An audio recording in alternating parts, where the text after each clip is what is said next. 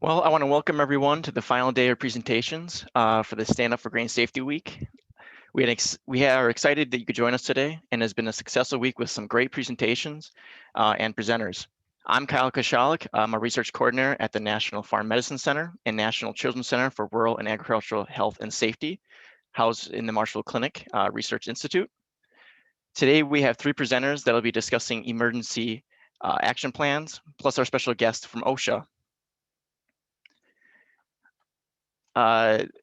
If you are experiencing technical issues today during the event, you can email the ghscpromotions@gmail.com. Learning sessions are brought to you by the Grain Handling Safety Coalition with the assistance of an OSHA hardwood grant and the generous support of our sponsors. With that said, we'd also like to thank our sponsors, which are Bartlett Grain, Central States Center for Agricultural Health and Safety, CoBank, Control Stuff Incorporated, and the National Grain and Feed Association Foundation. We want to remind everyone that today's sessions will be recorded and available at www.standupforgrainsafety.org. You'll receive a certificate of training from the Grain Handling Safety Coalition after the event. You can also recognize your stand-up participation and receive the Stand Up for Grain Safety Week certificate by registering on standupforgrainsafety.org. Due to the number of people viewing the event today, the video and sound will be off, and at the end we'll have open mics for the end of questions. As we begin the presentations, we want to hear from all of you, and we encourage you to ask questions and make any comments in the chat box, as well as participate in the polls. So throughout the event, we will periodically launch polls, and your participation polls assist us with our grant requirements, so thank you. To show you how it works, let's start with a couple poll questions. Tell us how many people are watching together right now. If you're watching by yourself or with a group, click the appropriate response, and then tell us what you know about bin safety.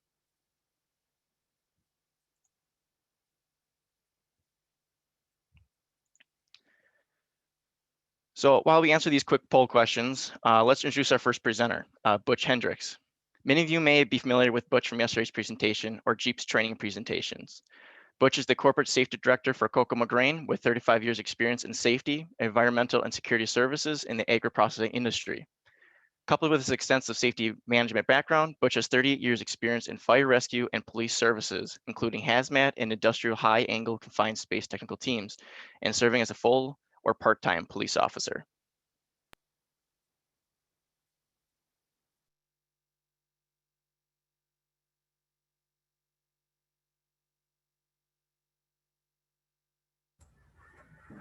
Thank you, Kyle, and welcome everybody for the final day of Stand Up for Grain Safety. And a little bit about myself, I just came over here in the Indiana area about 6 years ago. I've worked with several large companies throughout my career. I've been in the grain business since like 1984. And of course, my emergency services career, I just crossed over 38 years in the fire service and 31 in the police service. So seen a few things in my days. So unfortunately, the good news is, though, I've kind of worked around the other way, and we're going to kind of look at it from a different perspective. And we want to make sure that we are able to, I got to see if I can move my slides. There we go. So we're working more now on the prevention side of things instead of just on the rescue side. So that's the good news of things. So again, this is my contact information. Actually, it's bhendrix@kokomograin.com and not just Hendrix. So if you need anything, feel free to reach out. So when we start looking at emergency action plans, that type of stuff, what do we think about? We kind of look at emergency as being an unforeseen situation. It can be a natural disaster, it could be man-made, but it comes as a threat to our employees, our customers, public, disrupts or shuts down operations. So you got emergency business plans to also include an emergency action plan, physical, environmental damage. So these are all things that you got to kind of keep in mind. And over here on the right, we look and we got, we don't think just weather, floods, tornadoes, etc. When you start talking about toxic gas release, is that going to be something, you may not have anything on your immediate facility, but what's around you? I mean, if you look around, a lot of times you have like industrial parks. Some of your neighbors may have some chemicals that are very toxic, and you may need to address them in your EAP as well. And fires, explosions are, that's the ones that we really look at the most, I guess. And unfortunately, these days we have to look into workplace violence that can also be an issue. So the emergency action plan basically is just a plan that lays out and you address all these different types of emergencies. Okay, so if you have a fire, where's everybody going to gather at? If you think about it, if that fire is in one part of the place, especially if your gathering point is near a building, if that building happens to be the one fire, you know, you're going to have a secondary. So always make sure you got a first and a second. And that's going to be a kind of common theme in your emergency action plan. So just kind of keep that in mind. Just a good information down here in the box, 911 is not an emergency action plan, okay? So the reason being is 911, you got to have somebody that's going to get there in a certain period of time. You know, if you're in a city where, you know, like where I'm at right here, we actually have a fire station right down the street and they arrive here roughly in 2 to 3 minutes. So that's not always the plan. If you have volunteer fire service, which I am a part of, you know, we may have a 10 to 15 minute response time if you got to drive to the station, get your gear, and a lot of times your volunteer services also have different jobs. So not always right there on the spot. OSHA standard that addresses the emergency action plan within the grain handling standard is 1910-272D for emergency action plans, and it actually references back to 1910-38. So a lot of people are more familiar with the 1910-38 in general industry, so therefore, you know, they're kind of coincide each other.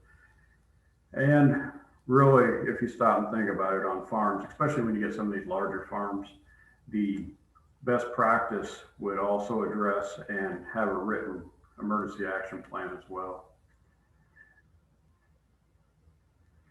So when it is required, if you have 10 or more employees, you can have you have to have a written plan. If you have 10 or less, you can actually have an oral plan. I would always encourage you to have a written plan, because if you just have to repeat it over and over, you know, if you only have a new employee like once every year, or you only readdress it once every year, are you going to remember everything you need to take care of? So written plans, if you write them down, you know, I've seen some that's handwritten on a binder laying on a shelf right in the shop, or I've also seen them where they're, you know, written out and laid out in all of the different areas within a facility, including a house. I mean, I've seen a farm before. I visited a farm a time or two where they had a written action plan. They had one out in the shop and they also had one in the house. So it's a written plan is always the best way to go.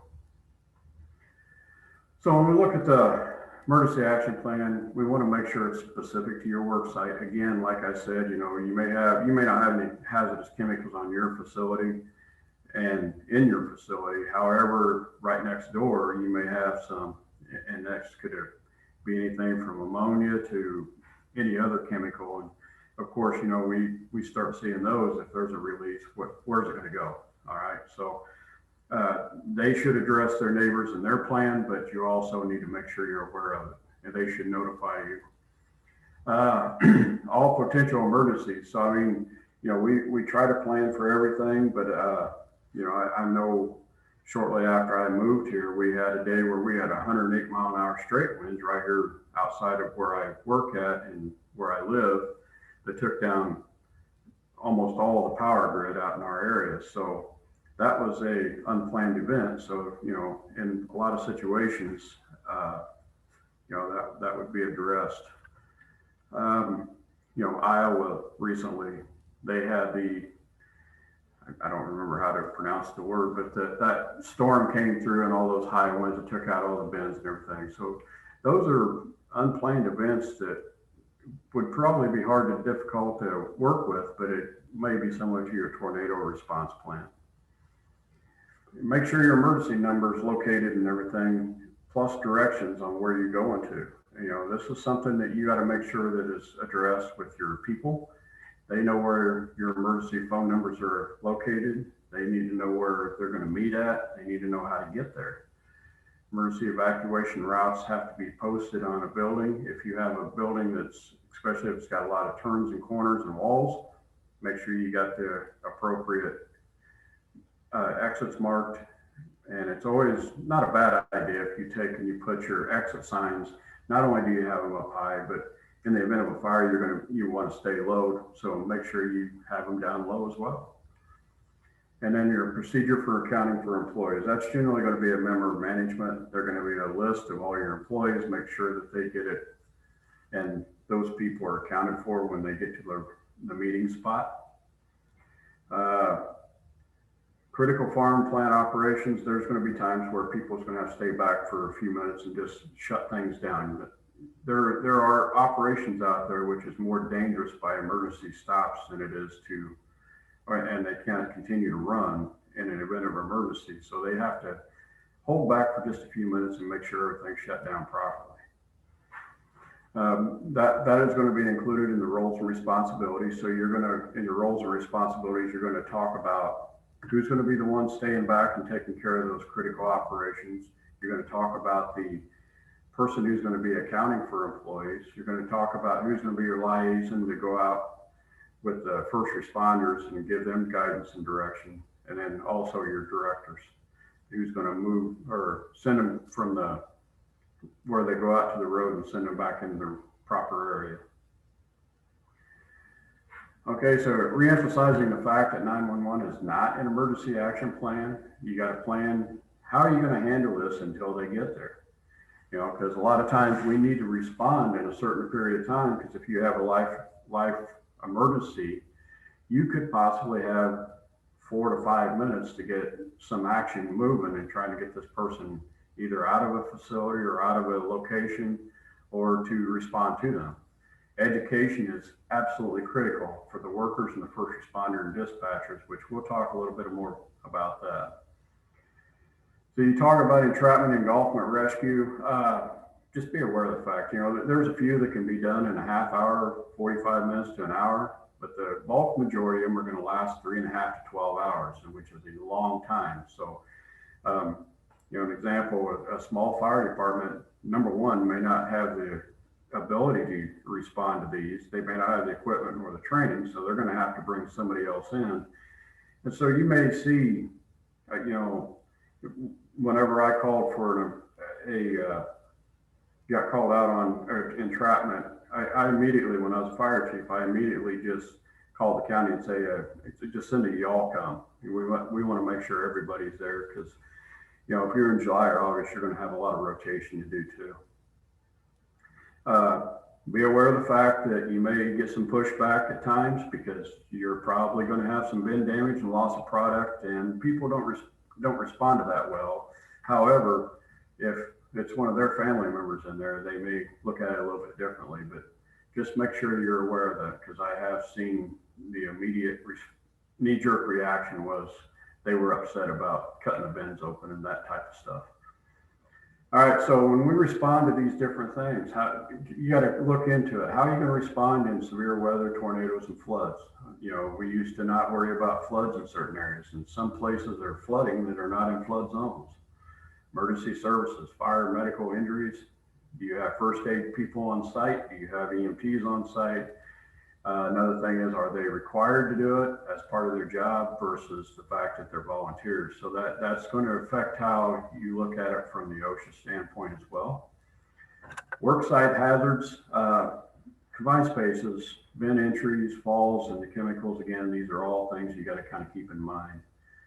And over here on the other side, we have threats, active shooters, and bomb threats. And unfortunately, this seems to be more and more of a issue when it comes to the real world these days. Okay, when we talk about the contact numbers, we want to make sure these numbers are available. Put them in several places. Every place you have a phone, there should be an emergency call list on there. And there's going to be times where you're going to notify the police department or the fire ambulance, and you don't need to use 911. You can go as just their non-emergency numbers. Utilities, you know, they may have to contact. Now, you know, from our standpoint of a responder, we call on the radio and have the county, they'll call the utilities and send them out, and they'll get everything shut down. But there may be a situation in the future where you handle something within and you have to shut it off from where you're going to have to contact them. and you may not be able to shut it off in that park. Key persons, name, title, department phones. We have lists on our doors that have who do you call in the event of any kind of emergency, because the police department comes by and checks the building. And there was a situation a couple of years ago. A guy threw a rock through a window. He wasn't really trying to steal nothing. He was out in the rain and it was cold and he wanted a place to get in and get warm. And of course, I'm the call person for that. So I got a call at 4 o'clock in the morning to come in. Make sure that you keep your employees' emergency contacts in a secure location, because you don't want those being accessible. The other side of that too is make sure that they are accessible for your people who need to have them. So when we start looking at our facilities, if you have a very large facility, I one time worked in a place where we had a 750,000 square foot warehouse. There was 32 doors across the backside, which were garage doors, and there was an uncounted number of doors all the way around the building. In the event of like a hostile employee or something like that, when you call the police department, if you have those doors numbered, you can actually get to those relatively easy. So make sure those are marked and they're labeled. Identify your buildings and your structures by numbers and or by the actual wording. Many jurisdictions are now requiring an NFPA diamond on all your buildings. It gives the worst case scenario for if you had a response from the fire department. They can look up there and, if you got 4s on all of those, chances are they may not enter that location. So they won't enter the building in the event of an emergency. So just be aware of that. Your local jurisdiction, that's generally going to be a city ordinance versus a state issue, but sometimes it may be state as well. And then one of the best things you can do is if you're going to have a relatively large facility or you have a lot of different buildings, make a map. Identify what buildings are there. Make sure you identify which north and which south. And it just helps a bunch when you have your responders come out and visit. All right, so the emergency escape routes. If you look, like I was saying earlier, you have your exit signs up high, they glow in the dark, they are powered, they got battery backups and everything else. But I don't know if anybody in this group has ever been in a burning building, but as a firefighter, I've been in a few of them myself. When you're down on the floor crawling into a place to put fire out, even us with our mask in place, lights on, our helmets and everything else, you are not going to see those emergency escape exit signs up top. So therefore, when they're down low, that really helps a bunch, because that smoke is going to bank down, and it may bank down fairly quick. So just be aware that if you put those exit signs down on those exit doors, or if it's not an exit, mark it as not an exit, because it does get confusing. You're going to lose your place. I absolutely promise you. Make sure you identify your meeting places and your shelters. If you have a tornado shelter and you got more than one, make sure you get it done. All right, and then absolutely make sure your disabilities have you assistance to make sure you're there and help them out. So on the bin tops and tunnels, we got to make sure we have a couple of different ways to get out and get off the top of these. Escape ladders, however you got to get out. So employee roles, we want to make sure we have somebody who's going to assist our first responders when they come in, direct them into the right location, and then your ones to stay down there. So this is kind of a looking back at what we had a little bit earlier and make sure they are available. So if you have alarms and you're alerting people by radio or by the verbal, you might want to reconsider and put it out as either loudspeakers, telephones, radios, or if you have an alarm that can go through and make sure all the signals are distinctive to each type of a issue, that is the absolute best. But that signal needs to be heard throughout the entire facility. So when we make an EAP, when we do the training, we got to make sure each person's trained when they come in as a new employee. If that EAP changes, it's got to be addressed at that time, not at the annual review. Job changes, if your roles and responsibility change, we want to make sure that that EAP stays accurate. And then obviously if there's no changes, just review it annually and make sure it's still good.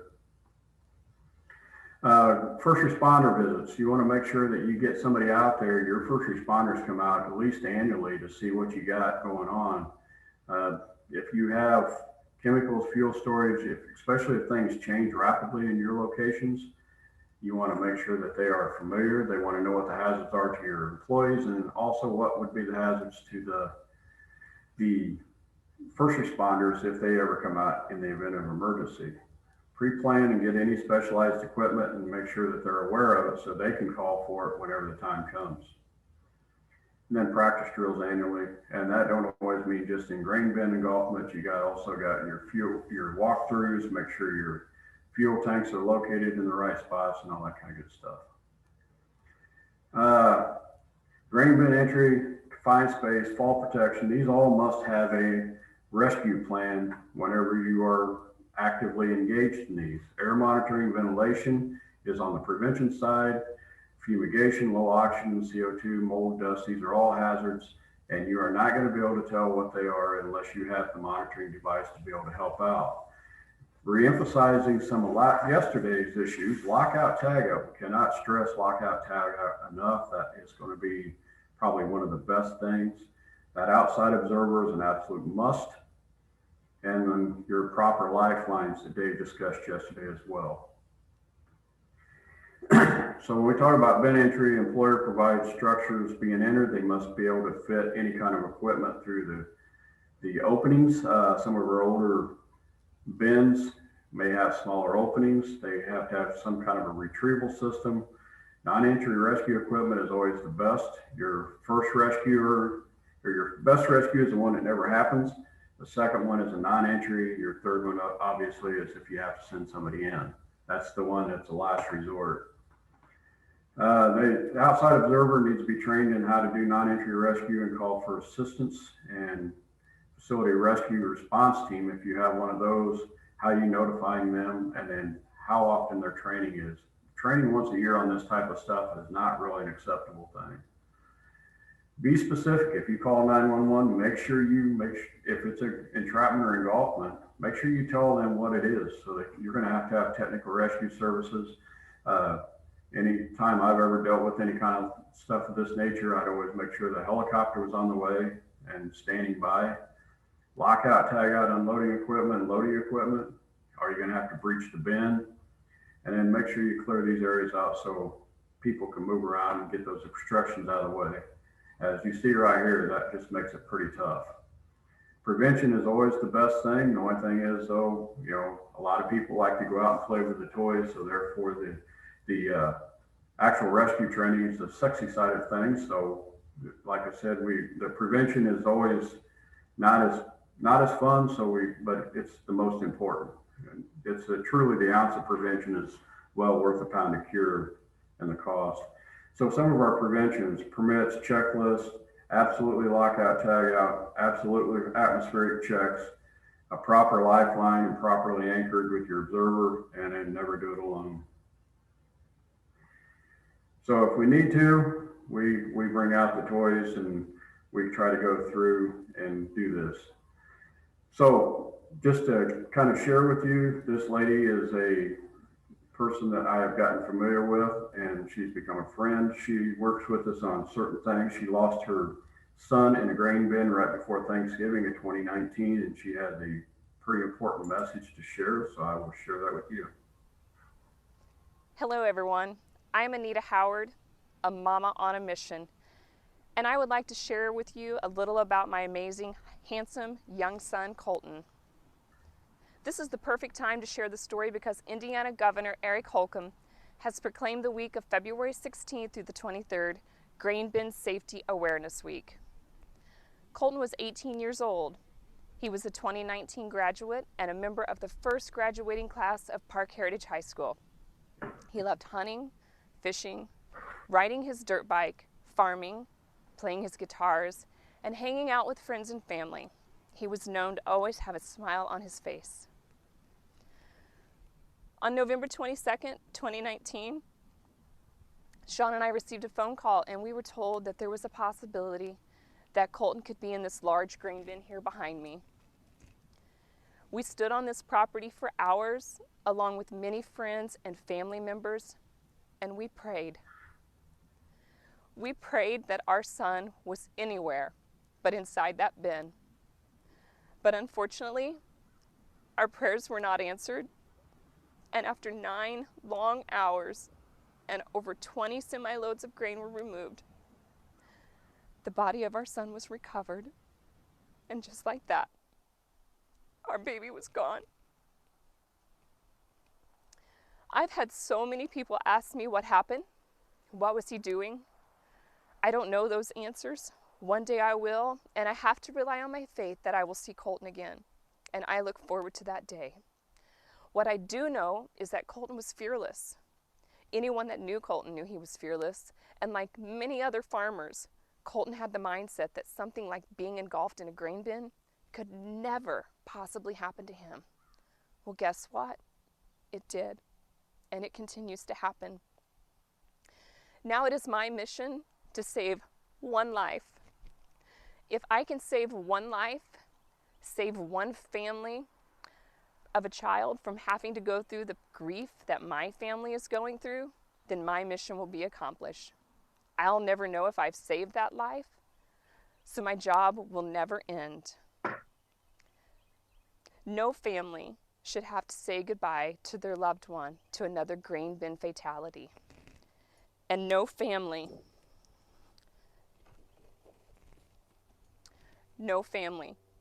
should have their last family photo be like this one. Our grief is shared by the entire community. Colton was like family to his employer and coworkers, and this is something that will forever be on their minds and in their hearts as they move forward with their lives. I'm asking you today to share our story in hopes that a farmer will see or hear about it, and when he recognizes a problem inside a bin, he will make a safe, conscious decision before entering. I want that farmer to go home to his family after a long day's work. In closing,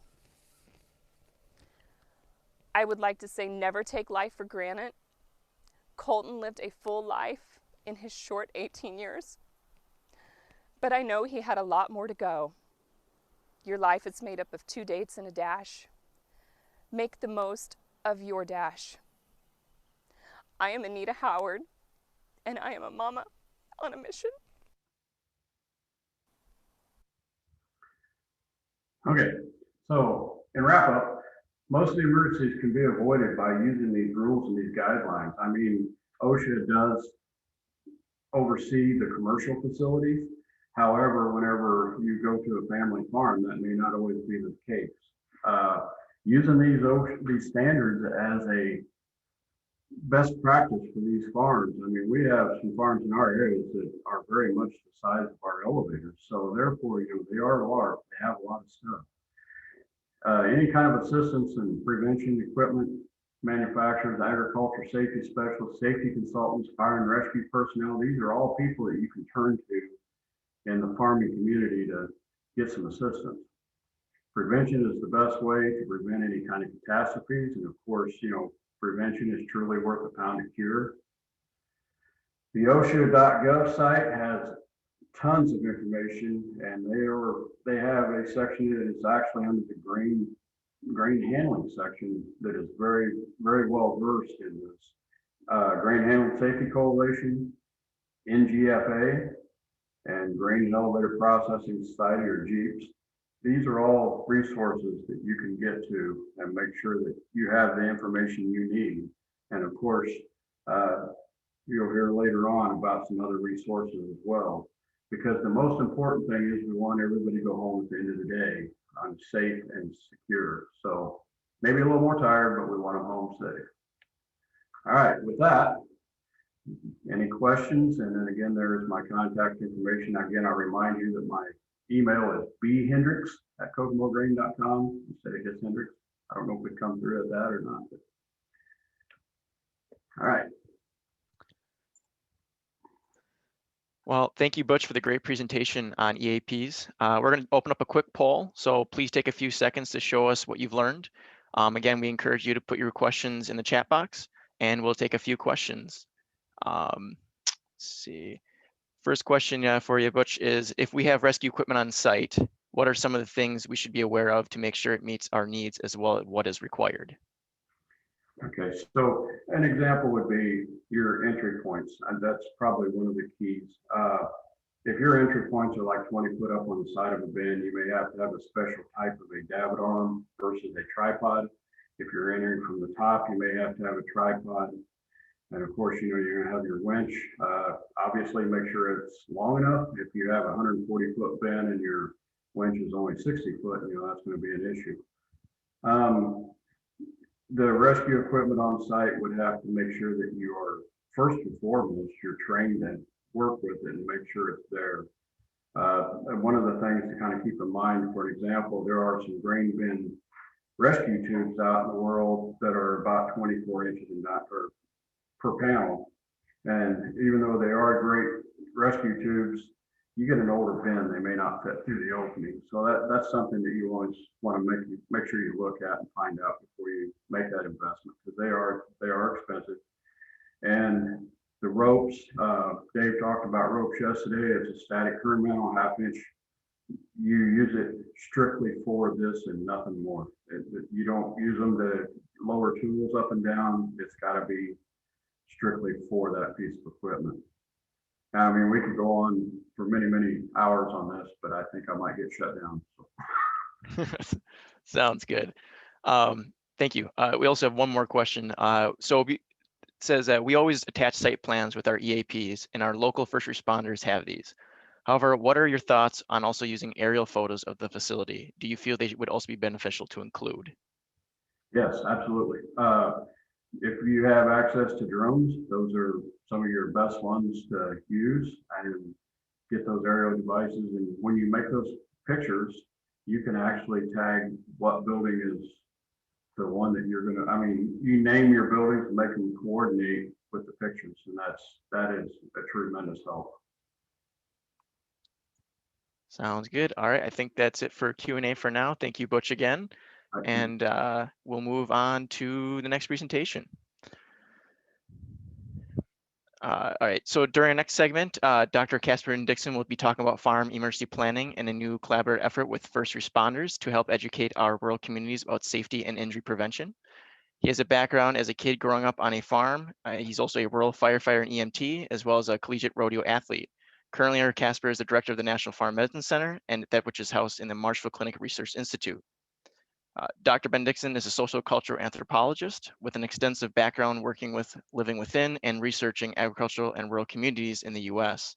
His current work focuses on translating the knowledge of agricultural health and safety in order to promote voluntary adoption by farm and ranch communities to reduce injuries, illnesses, and fatalities among farmers, farm workers, and farm families.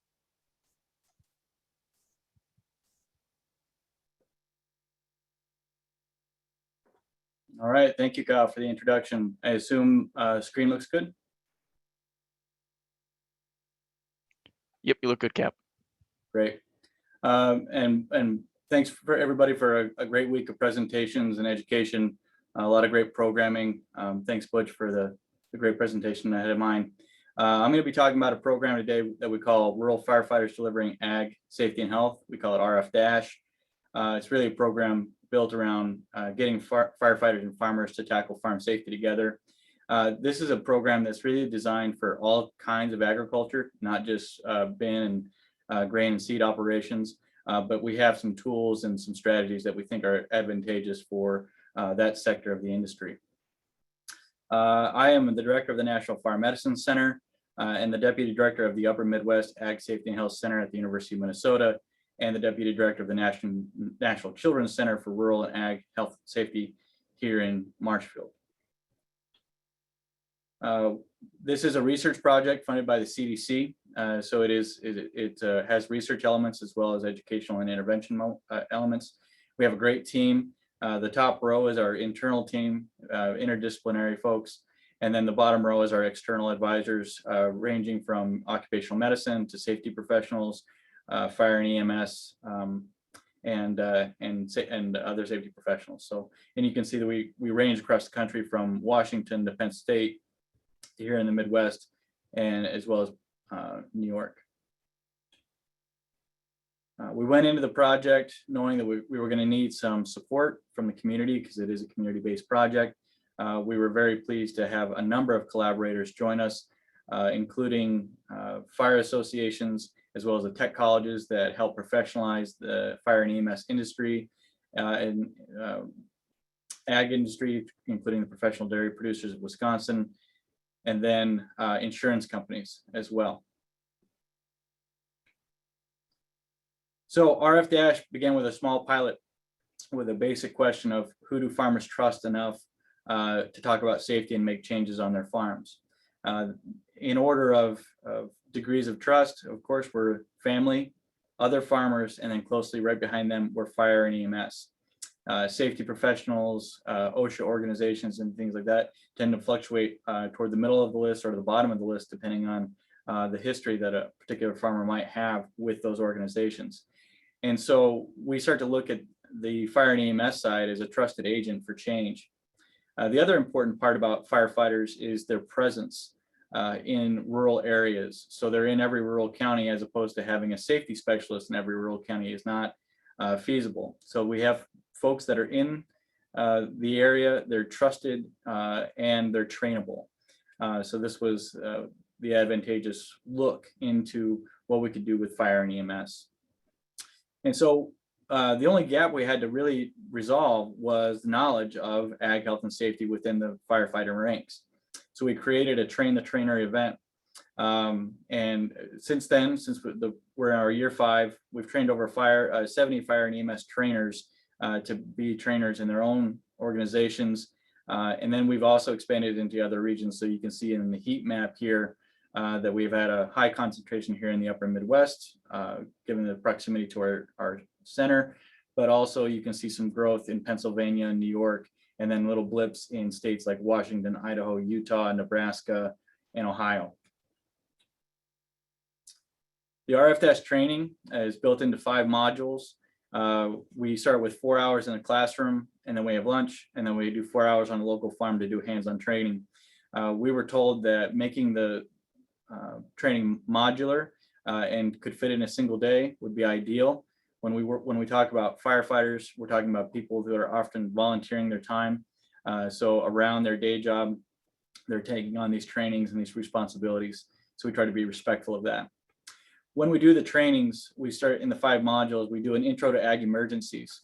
Ag emergencies are a high frequency, low frequency, high risk event, meaning that they don't happen a lot, but when they do, they're often life-changing injury or a fatality. And so this is not only a risk to those that work on the farm, but also the rescuers that come in. And so when we get a group of firefighters together, we start asking the question, who's been to a farm emergency? And slowly the hands go up, and you realize that over time they've accumulated an institutional memory of the dangers on farms. When we do the intro to ag emergencies, we also talk about the primary agents for fatalities and high risk injuries. So we go over equipment, different ways of drowning, including manure and grain. And then also the elements of that these aren't just workers, these are also people's families. So we talk about children and non-working personnel in the vicinity of the dangerous elements. We do this for a couple reasons. One, we want to consolidate and raise awareness in the fire and EMS ranks of what those emergencies might look like, as well as to give them a sense of how serious the problem really is. The next module is called pre-planning and farm and mapping farms. And the next slide will go over one of our programs, one of our online tools that help us do this. And this is a fairly comfortable conversation with fire and EMS, simply because in other businesses such as hospitals or large businesses, they have right of way, meaning that they can go in and make a pre-plan as part of their responsibilities as fire and EMS. Most farms are private residences, meaning that they don't have right of way. So when we talk about pre-planning, it's starting to build a relationship with the farmer, meaning that you're going to ask to come and see the farm. And the old adage that's really important here is that once you've seen one farm, you've seen one farm. And this is meant to highlight the diversity of different things we can see on a farm, different layouts, different maybe constructions that they've done on their own, as well as use for buildings. We did a dairy mapping last couple of years, and when we went back the following year, they had a kiln to dry different things. So it ended up being like a new element on that farm that we had to pre-plan. And when we go over Mapper, we're talking about providing that information ahead of time. The next module is farm hazard analysis, and we have a module tool called Safer Farm. This is a little bit different because while fire and EMS are aware of occupational safety for themselves, it's a new idea to talk about occupational safety outside of fire and EMS with farmers. And so we've created a tool that helps that along. This is really the crux of behavior change in our program, simply because it's the way that we can leverage that good neighborliness that the farmer has with their firefighters to say, we've mapped your farm, we're ready for an emergency. It seems to me that the things that will cause the emergency are an unwrapped tractor or a poor fuse box, and then giving the advice of how to fix it. Now, this advice is really important because it's a third-party advice without any sort of strings attached, as opposed to, say, an OSHA inspection or an insurance company or a bank where interest rates and different things come down to pocket and dollars and cents and fines and can be off-putting for the farmer to do voluntary strategies. And so this third-party advice from a trusted person like a firefighter is really critical. The last element is farm first aid. This is where we do a first aid course, but we build in farm hazards so that the first aid course is more suitable for the audience. So when we talk about compound fractures, we may talk about compound fractures from a fall from a grain bin on an unsecured ladder. So we'll go over how to resolve that emergency, but then we'll also highlight the fact that that emergency didn't need to happen. And so we'll punctuate those first aid trainings with prevention so that they can send that message home. And lastly, we provide an outreach module where we try to build confidence in this idea of going to farms and asking to take a tour and do trainings on the farms and get to know the farms in their communities. I have a brief video that I think highlights a lot of the program, and so I'll bring that up.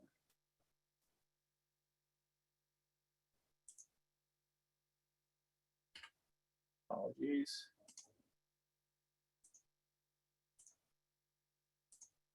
The Rural Firefighters Deliver Agricultural Safety and Health Program, or RFDash, is a trainer program designed to increase rural firefighters' knowledge and ability to promote injury prevention on our local farms and ranches. Research has shown that farmers trust their families and fellow farmers more than anyone else when it comes to making decisions about safety on their farms. Right behind them is fire and EMS.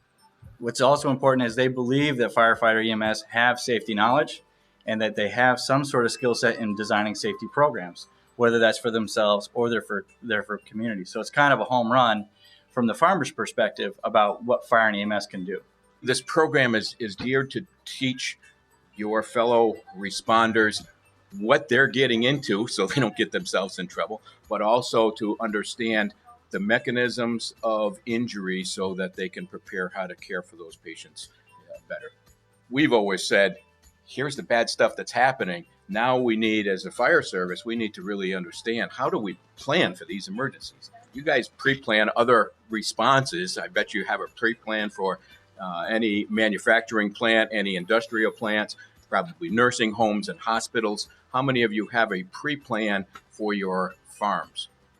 And this was one of the products that resulted from that merger of our knowledge of agricultural injury and health and safety on the farm and technology.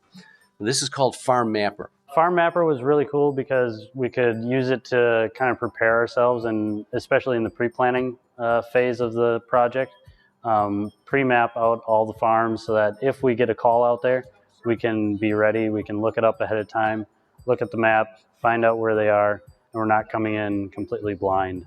So some of these farms are humongous and we don't really know where everything is. So to be able to preemptively map the farms and to be able to know where the chemicals are and where the bowls are and where gas shutoffs are will help us in the event there's emergency there. When we identify hazards, to do a really good job of safety and health management, of managing hazards, of knowing how to go about do things, you identify it, but we also want to evaluate how serious is that hazard, and you want to be able to rank it in some fashion. The saferfarm.org hazard analysis tool did a really good job of kind of itemizing everything that could be improved on a farm. Using the spreadsheet and the kind of grading system that they developed was really nice to kind of quantify hazards that were on the farm and how we can make them safer. It's going to help the farmers look at themselves, a self-analysis, and hopefully they'll eliminate some accidents. If they don't have to call us, then it's been success. You're building a relationship with the farm community. And the first ask is to protect you and your people when they're responding. The second ask is really, what can I do to help protect the people that are working on the farm with you? And again, going back to you're not OSHA, you're not the insurance agent, but this body of knowledge makes ag health and safety knowledge a little bit more accessible, a little bit quicker to learn, and you don't have to go and get a degree in this. So it kind of shortcuts that learning process to give you guys the information to take with you in this auditing format. And when you discover that incident, what are some things that you could do that could maybe make things better? The RFDash program involves 1 day of training, half in the classroom or online, and half in the field doing hands-on training. The best part is that trainees will be able to utilize this knowledge immediately after the course by getting access to our online tools, nfmcfarmmapper.com and saferfarm.org. As rural firefighters and EMS providers, we have an opportunity through the RFDash training to move beyond rescue and recovery and become part of the solution.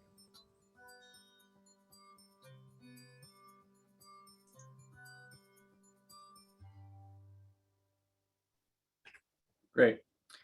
So when we talk about Mapper, we're talking about a pre-planning tool. So this is a screenshot of our mapper. We've actually, so nfmcfarmmapper.com or farmmapper.org. And this is an interactive tool that we can use to map not only hazards on a particular farm, but also resources. So landing areas, meeting areas in the case of emergencies, water resources, and then as well as the hazards that they might need to be aware of. Importantly, on the backside of this particular tool is a profile of the farm. So there are details behind the map that include a lot of great information for mutual assistance.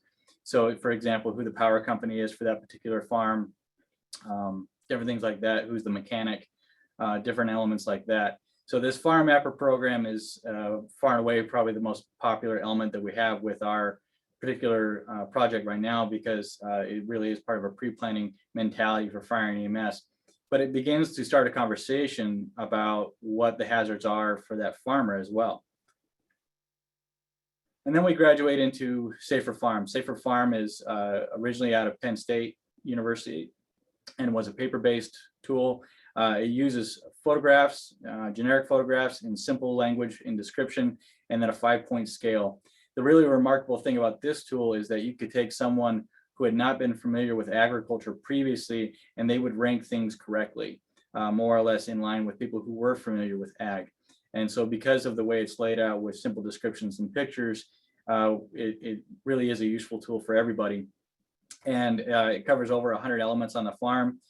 We tend to tell our firefighter folks to focus on the big ones, such as roll bars and manure safety and electrical safety and things like that. And we'll drop this in the chat. This is a YouTube video that we have, and we also have another video for Farm Mapper for folks to peruse if they'd like to. Towards the end of the training, towards the end of this grant cycle, we were asked to do a national training. And so what we did is we not only got a chance to go to New York and train quite a few folks out there, we were able to pull together from about 6 or 7 different states into Minneapolis, and we partnered them up with ag health and safety folks. And so we wanted to pilot this and see if the training was generalizable enough that could go into other regions and increase those partnerships. So again, we've covered some states here, and we partnered them up with ag health and safety. We also had NFPA representatives attend and look at our training and try to decipher what kinds of NFPA codes we were in line with, and the focus on eliminating hazards and then standardizing for fire and EMS departments to follow was the emphasis from them.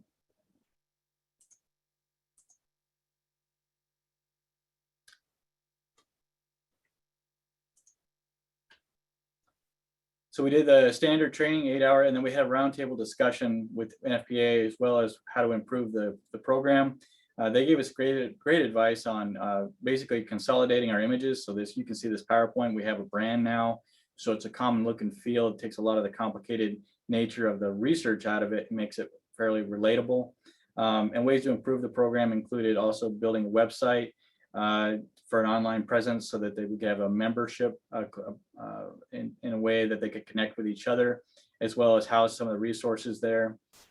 And the sustainability of the program, looking like what do people need in the long run.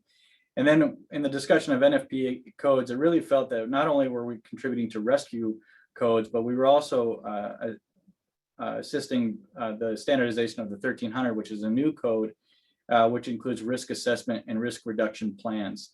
So when we look for justification for fire departments to invest the time and effort into these things, these NFPA codes are really important. We also work with Wisconsin EMS, and what was a really nice example that came out of this is the day after the training, or 2 days after the training, one of our trainees was a chief from a nearby town, and he was a chief that normally would have turned down the opportunity to be on the news. He doesn't like a lot of attention, but he realized that in the wake of a milk truck crashing into the back of a tractor causing a fatality, he had the opportunity to be an advocate for prevention. And so the training pushed him to be part of that conversation, and it pushed us to come up with media guidelines for interacting with the media and talking about prevention messages when those opportunities come. We've also been approached by the Canadian Ag Safety Association to implement a version of Canada. So we've internationalized our addresses and our maps, and we're waiting for an update from that organization to see if we're going to have more Canadian farms in our programs. We do have to renew our program. CDC funding is competitive, so we have to engage in a competitive grant cycle this year. We're also currently developing a training manual.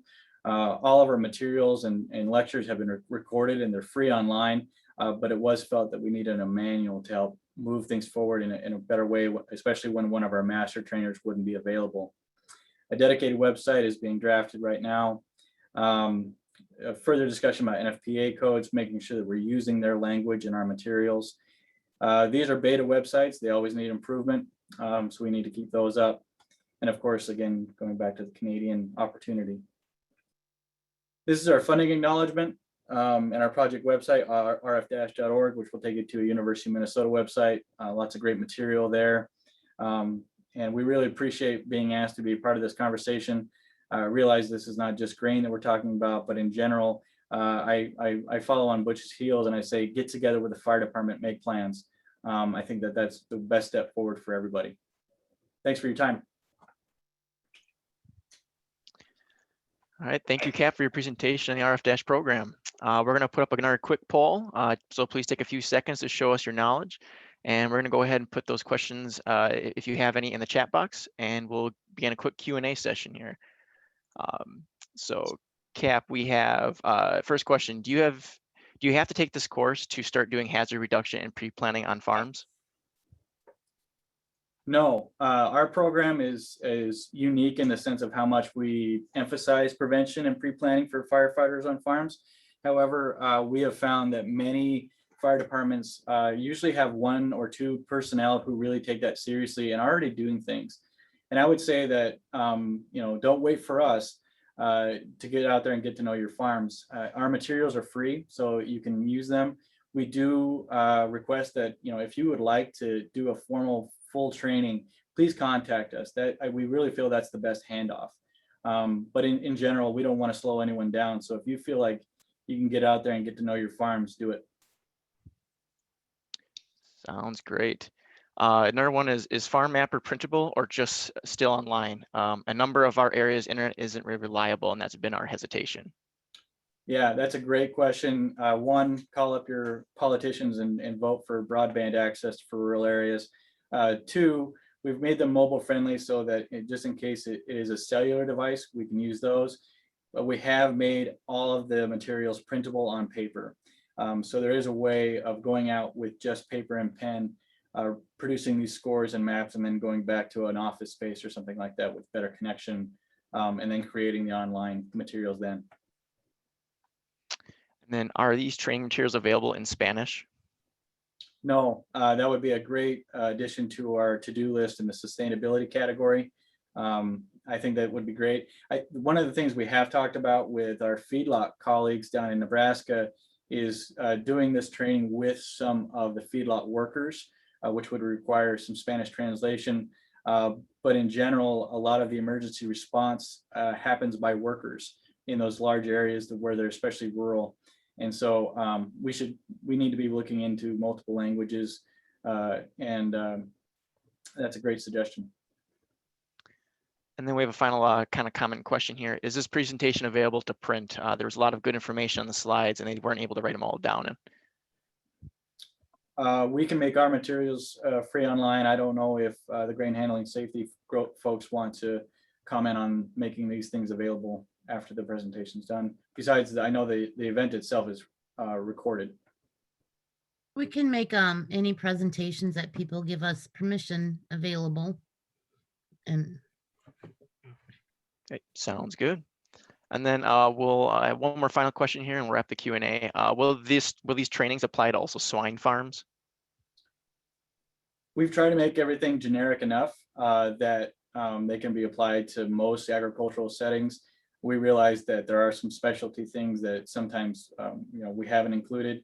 One, if something's missing that you would like to have on there, suggest it to us, email it to us, we'll get it to the programmers. For instance, we get suggestions on what kind of icons people want in Mapper quite often. And so we'll make those changes. We try to leave in kind of unspecific, less specific icons like an exclamation point, and then you can fill in details so that you can put something, even if something's not perfect for the fit right now. Perfect. All right, well, thank you again, Cap, for your presentation on RFDash, and we'll proceed with our next presenter. I want to introduce our guest moderator, Jess McClure. Jess is the Vice President of Safety and Regulatory Affairs for the National Grain and Feed Association.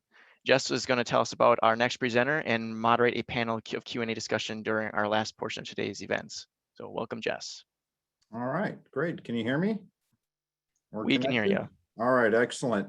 Well, it has been our pleasure to collaborate with the Grain Handling Safety Council on today's events, and Jim Seibert, the NGFA Director of Safety Education and Training, will talk about preventing and planning your emergency response to dust explosions and grain dryer fires, and introducing a new resource for the industry from the National Grain and Feed Association. As NGFA's Director of Safety Education and Training, Jim is responsible for developing new education and training materials to assist NGFA members in complying with safety, health, and other regulatory requirements. He also is involved in reviewing and updating the NGFA's extensive inventory of employee safety education, training, and information materials, as well as addressing grain feed and processing facility operations issues. Jim has more than 6 years of experience managing facility production and regulatory compliance inspections and conducting ongoing safety education and process improvement projects at grain elevator facilities and feed mill locations. Jim served as an officer both on active duty and in the Army National Guard, serving in several capacities, and has over 20 years of military service before retiring in October of 2020. Beginning his career working on his family's farm in South Central Nebraska, Jim graduated from Oklahoma State University's College of Agriculture with a bachelor's degree in plant and soil sciences. So with that, Jim, I'll let you connect here, and I'll hand it over to you. All right, thanks, Jess. I'll just assume that everything is working well. So very glad to be here. Yep, I can hear you. I can see your screen. We're connected. There we go. So as Jess said, there I am. Today we're going to be talking about planning and prevention techniques for dust explosions, grain dryer fire prevention, and interaction with emergency responders. At the end of this, I hope that your takeaways are able to explain mitigation techniques to reduce potential for dust explosion, some measures for preventing drier fires, and better interact with emergency responders. So planning and prevention techniques for dust explosions. So I got some 2020 statistics up on the screen here, and things to know about that are fuel sources were identified as 2 from grain dust and 6 unknowns. Grain types were identified as 2 cases as corn, 2 as wheat, 2 as mixed feed, and 1 as rice, and 1 as dietary fiber. Dust explosions occurred in 8 different states. Compare this to 2019, where we also had 8 grain dust explosions, but the last 10-year average was 8.1. So moving in the right direction.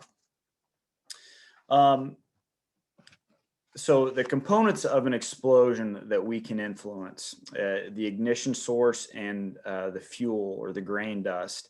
Of the 5 components required for an explosion, only 2 can be controlled effectively.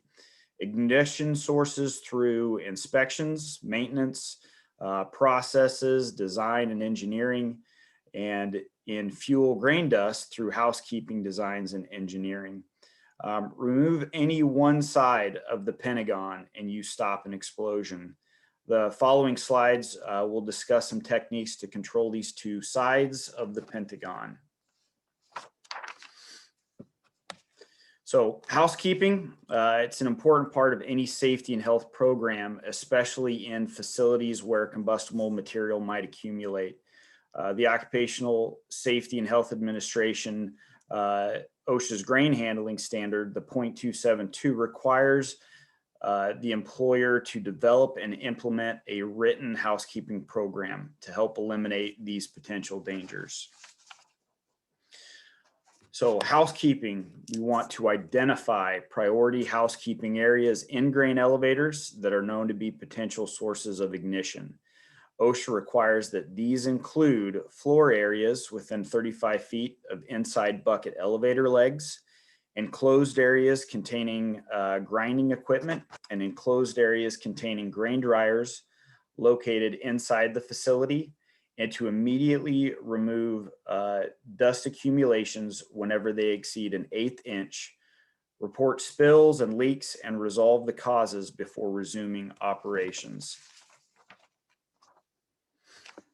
Housekeeping, address the methods for removing grain spills from work areas, which include sweeping, shoveling, and vacuuming, blow down and or wash down. Special note that the use of compressed air to remove dust is permitted by OSHA only when all the machinery that presents a source of ignition in the area is shut down and all other known potential ignition sources are removed or controlled. Housekeeping, clean. Clean and inspect priority areas daily. Other areas inside the grain elevator, but outside of the priority area, priority housekeeping areas should be inspected and cleaned at least weekly or more frequently if needed. Surrounding areas should be checked weekly and cleaned as needed.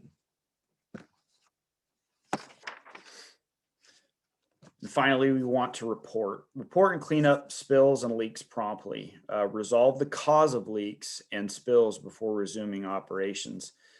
Dust collection systems need to be maintained on a regular basis to remain effective. Leaks need to be repaired as soon as possible, and dust collection bags need to be replaced as needed. Employees also should notify their supervisor or manager of any housekeeping concerns at any time. So regularly scheduled inspections of at least the mechanical and safety control equipment associated with grain stream processing equipment, filter collectors, bucket elevators, and grain drying systems. The 1910.272 paragraph M covers the requirements for employers to implement preventative maintenance procedures.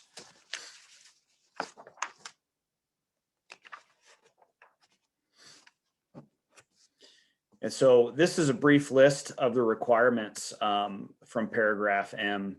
I suggest that users of this presentation visit the standard to learn more about OSHA requirements for certification records for each inspection and piece of equipment.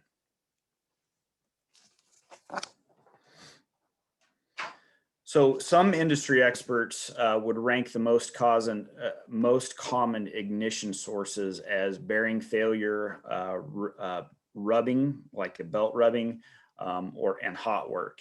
So a hazard monitoring equipment is available that can address the first two items. The third being hot work has its own paragraph F of the grain handling standard. And part of your facility inspections, it would be a good practice to include those hazard monitoring equipment, like your rub blocks, your bearing sensors, as part of the PM program and inspections monthly. So moving on to grain dryer fires here. They play an important role in preserving grain quality and grain quality within storage, which is where we have a lot of the issues. So they protect the commodity's market value, and they reduce the potential for bin engulfment and entrapment hazards. And that's been a common statement across the industry, is if you can maintain the quality of your grain while in storage, it reduces or greatly minimizes a lot of the hazards associated with a bin entry that could lead to an engulfment.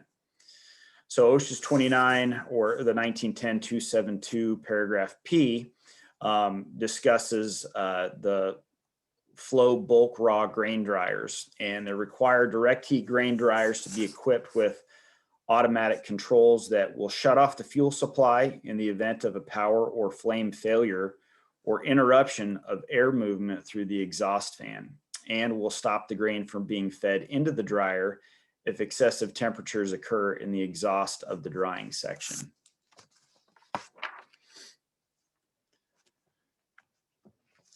So the common causes of dryer fires is plugging of the grain flow, mechanical failure, and inadequate operator training. These can result in smoldering grain or foreign material in the grain within the dryer. This can result in a dryer fire and or the conveying of smoldering or hot grain to a storage bin. A proper maintenance plan and established fire prevention measures can limit dryer downtime during harvest and reduce potential injury and or property loss. Operating dryers at excessive temperatures can increase the risk of fire. Therefore, many dryers have automatic shutoffs if temperatures reach a critical level. Other significant contributors to increased dryer fire risks include the lack of timely cleaning and inspection of the manufacturer's recommended susceptible areas.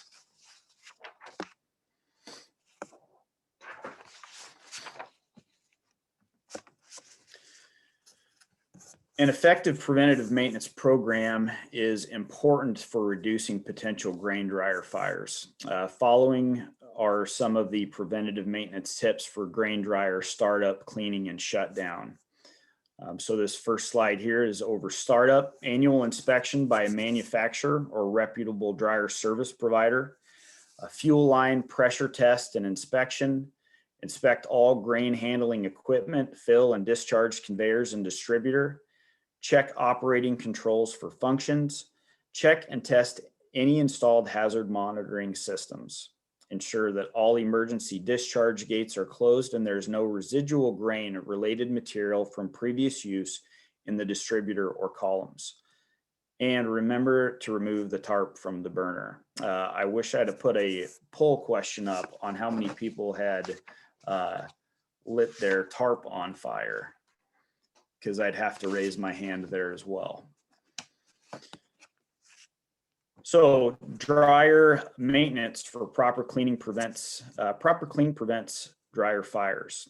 Follow the manufacturer's cleaning priority schedule. Some areas of the dryer are a higher priority and require more frequent cleaning than others. Typically, manufacturers recommend cleaning at least every 24 hours of operation, but every 12 hours or every shift is a better practice. Allow the dryer to cool before entering and follow the company or facility procedures prior to entry. Cover the burner with a tarp, especially if cleaning with water.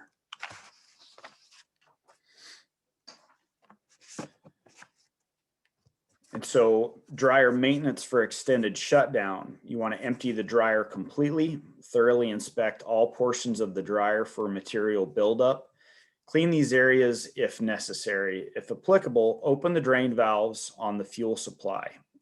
Leave the tarp over the burner, place it so it does not create a funnel and collect water. Provide a fire watch if necessary after the dryer has been shut down. A side note on the placing the tarp over the burner, in some situations it can't help but funnel water towards the burner. So take a look at your system, and creating a bracket or a peak system that allows the water to flow away is a good practice if that's if your dryer meets that need. So interaction with emergency responders. To meet OSHA's requirement, the EAP at a minimum is to include procedures for reporting a fire or other emergencies, emergency evacuation, including types of evacuations and exit route assignments, designated employees who are to remain to perform critical plant operations before evacuating. So a critical plant operation like shutting off the fuel supply to your dryer. Designate employees, accounting of all employees, customers, and visitors, and employees performing rescue and medical duties.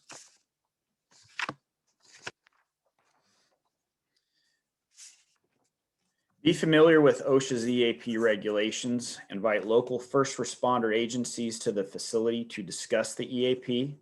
Provide first responders with maps and egress routes of the facility. Consult with safety and regulatory specialists when designing new facilities and/or facility upgrades concerning appropriate locations and types of egress. Conduct and document appropriate EAP training with employees. Conduct and document annual EAP exercises and make plan improvements as necessary based off those exercises.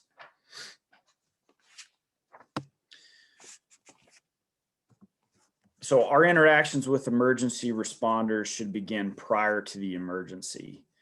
And that's an important note to think about as we move forward in talking about our interactions with them. We need to establish the rapport with local first responders like your sheriff or fire department by inviting them to tour your facility. Provide them your EAP and facility layout diagram. Ask them for their feedback and coordinate EAP exercises. Facility managers should be aware of how fire control operations likely will occur, who will be present, and what problems may arise, and what salvage procedures to use in the aftermath of a fire or explosion. Control of emergency situation should be maintained to prevent confusion and improper actions that may lead to unnecessary injury or property loss.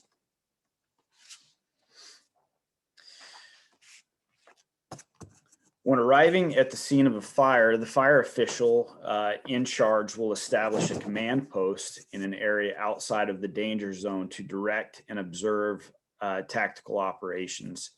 The facility manager should be involved actively in an advisory and cooperative capacity and provide assistance where and when needed. Both the fire chief and manager or his or her designee should outline together their main objectives and actions for bringing the fire emergency under control, such as assisting injured personnel, rescuing trapped workers, taking head counts, and containing the fire. A staging area should be set up for extra fire department equipment and personnel. Extra crews should remain at the staging area to receive orders from the command post concerning the placement of manpower and equipment. The facility's emergency action plan will list the actions and responsibilities to be taken by employees. The on-scene facility manager should confirm that all appropriate tasks have been accomplished. Among these actions are the fire command officer has been met upon his or her arrival at the site, and that a responsible facility employee is available throughout the firefighting effort to coordinate and assist. Employee headcounts have been taken quickly and reported so that rescue operations can begin if needed. The facility area and all entrances and exits have been secured. Contact has been initiated and is being maintained with relatives of missing employees. The status of power, water, and gas utility, on-off portable generators, etc., is being monitored. Facility employees and/or security personnel are keeping spectators under control. Only emergency officials and approved employees should be allowed on the scene. A company spokesperson is providing briefings to the media if necessary, and mutual aid arrangements and plans for cranes, helicopters, etc. are in place.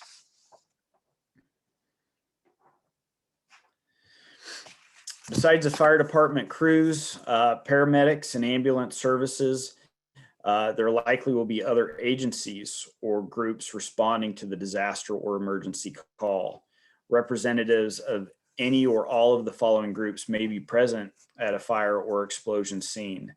Facility management should consider developing a communication policy with outside agencies, and the media and brief employees on the company's policy. A company should consider having a single spokesperson designated to provide factual information as it becomes available. All information from the spokesperson should be cleared by the facility manager or the incident commander before release, and no outside personnel should be allowed in the immediate fire area or danger zone. All press and outside agencies should be briefed at a proper staging area, and anyone needing to contact the facility manager or the incident commander should obtain clearance through the command post. So wrapping up, there is no substitute for an effective housekeeping plan. Create a dryer service inspection plan based off your manufacturer's recommendations and adjust the inspection frequency by operational needs, which is historical through your facility. Exercise your facility's EAP. Become familiar with your first responders and conduct joint training and facility familiarization in training events.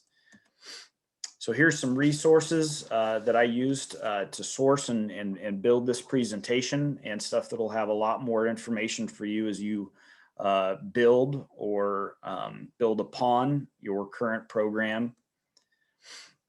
And then also the NGFA is in the process of updating its emergency pre-planning and firefighting manual, which was originally published in March of 1987 to reflect new technology, best practices, and other new information.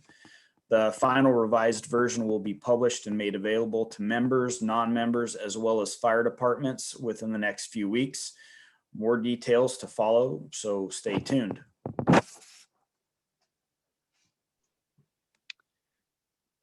Thank you, Jim, for your presentation on creating a dust explosion emergency plan. Right now, we're going to save Jim's questions for the panel Q&A after our guest speaker. So go ahead and continue to put those questions in the chat box, and they'll be waiting for him.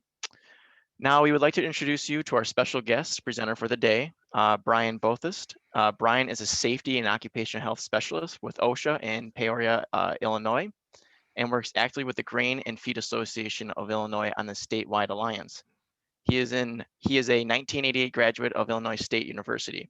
We are thrilled to have Brian here on as our closing speaker for the Stand Up for Grain Safety Week, to end our week on the safety and health topic that we all have been affected by this past year, and provide some great guidance on as we move forward in our battle against COVID. So thank you, and thank you for all the work that everybody has done this week to make this event happen, especially to all the speakers who took time to share their expertise, and of course for all the participants. Obviously, the main goal is as you get a chance to go out to some of the facilities, or if you have your own facility, please take actions to make sure we can do what we can to prevent any harm to any employee. So hopefully everybody can see my PowerPoint. Why don't we start with that? Step one, can somebody let me know that they can see it okay? Looks good, Brian. All right, thanks for letting me know. So the agency did put out a national emphasis program related to COVID-19.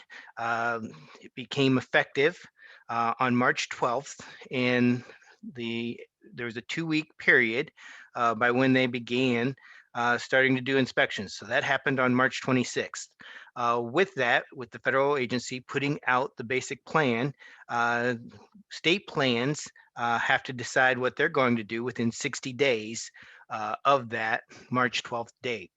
So we're still in that period where some of the state plans will be developing emphasis programs also. But the basic focus of the emphasis program is to look at COVID-related exposures where they happen the most. And of course, that's in healthcare. And so we won't go through all the healthcare information in the National Emphasis Program, but I did try to pick out a couple of things that will hopefully give you an understanding of the Emphasis Program.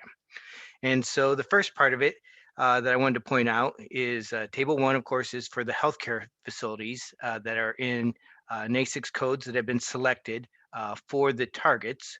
But Table 2 targets industries for non-healthcare. And so I thought it'd be interesting to at least let you see this is where OSHA is going to focus those targeted inspections, obviously in the animal processing areas, supermarkets, stores, things along those lines, general warehousing, full service restaurants and limited service restaurants and correctional institutions. We've also included there temporary help services. And so I actually cut out the language right from the National Emphasis Program that kind of explains why temporary help services were included in there. And that's because if we run into a situation where we see employees who work for a temporary service working in whether it be healthcare or one of these targeted industries, we want to make sure we're also doing an inspection of those companies that may have, that could affect their employment also. So that's all part of what the emphasis program is going to entail. So let's get into the real meat and potatoes of what happens on any OSHA inspection related to COVID-19. First and foremost, obviously, one of the things we want to do is prevent the spread of the SARS-CoV virus. And so with that, I'm sure you've heard that it's important to practice good hygiene, especially washing your hands. OSHA does have a standard related to that in the general industry related to sanitation.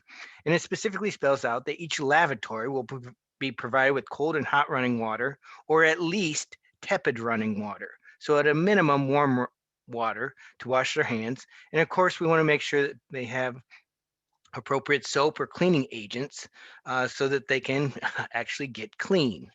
And then, of course, we have a wide variety of standards that can also apply to the situation. Probably the most famous one is, of course, our general duty clause. That's found in Section 5A1 of the OSHA Act. And the basics of that is it says, each employer shall provide a place of employment free of recognizable hazards that can cause death or serious physical harm. And so with that, every OSHA inspector learns right from the start that they need to go through a process of determining, do we clearly have an employee who's exposed to a serious hazard? If we do, does that employer have knowledge of that situation or condition? And then finally, is there a feasible way to correct that hazard or take action to make sure that it doesn't cause harm to the employees? So we use the general duty clause when those sorts of factors come up in the workplace and all those things are in place. So an employee exposed to a serious hazard like coronavirus, and there's a feasible control that can be put in place to prevent those, then we would like that action to be taken. Obviously, we also have standards that apply to all workplaces, like personal protective equipment, the hazard communication standard, and then, of course, record keeping related to injuries and illnesses. And we'll talk about each of these as we walk through this session. So first and foremost, OSHA has an expectation that each employer will go through and determine what personal protective equipment is necessary based on the hazards. OSHA refers to this as the hazard assessment, and we need you to go through some way or some manner all the different jobs or tasks and decide what personal protective equipment is necessary. It'd be likely that if I was out on an inspection, I would ask, hey, do you have a written document that spells that out as to what those rules are? And next, we know that the standard calls out for, it's supposed to identify when it was last updated. And of course, who was the person or group of people who decided what those rules or expectations were going to be. And so we expect to see either a name or a group of people on that. Also, we're going to be looking at what do the employees understand. So we want to make sure that there's some evidence that the employees have been trained on what personal protective equipment is necessary, when it's needed, how to put it on and adjust it, and of course, if there's any limitations of that personal protective equipment. And then, of course, anything related to the proper care, maintenance, and useful life of that rest of the personal protective equipment, no matter what type of personal protective equipment it is important. But the most common one, of course, that's come up lately is the issue of masks and or respirator. So let's get right to it. The one that you're looking at on your screen is actually an N95. It's often referred to as a filtering face piece. That's because the filter media is all part of that face piece. And as you can see, it has two bands that go around that can be tightened as appropriate. And it has a little metal piece that can form around your nose to help keep that into a tight fitting manner. The one that you'll see on the right-hand side is simply a mask. That's a cotton mask. It simply has two ear loops. I still have mine here in case I needed to show anybody how to work them. But it's just a cotton mask that can be washed and cleaned. And we'll talk about the differences of those sorts of things here as we walk through. So OSHA generally recommends that employers encourage workers to wear face coverings. And so a mask, like the cotton mask that I just showed you, is intended to help with source control. So as we talk, as we cough, all those sorts of things, we spew out droplets.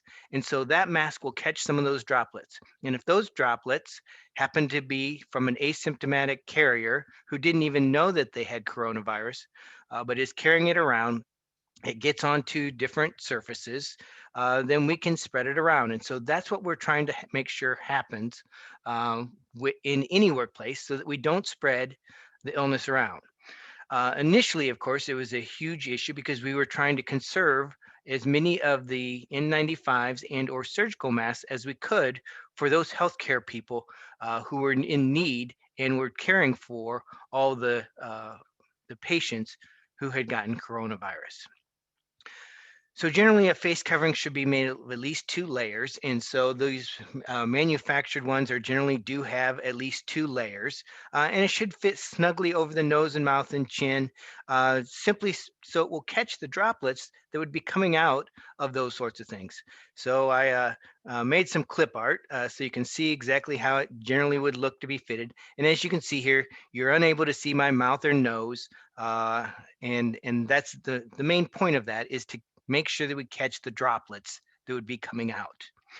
Now, there may be times when you need more than just a mask to prevent the droplets. And if that's the case, and you're going to be using even an N95, we want to make sure that you have appropriate respiratory protection. So step 1 is making sure you decide and or put somebody in charge of the respiratory protection program that can make sure that the elements of the program are put in place and done. Next, we want to make sure you develop a basic written program. We could spend the next 20 minutes talking about all the expectations of the written program, but we really don't have time.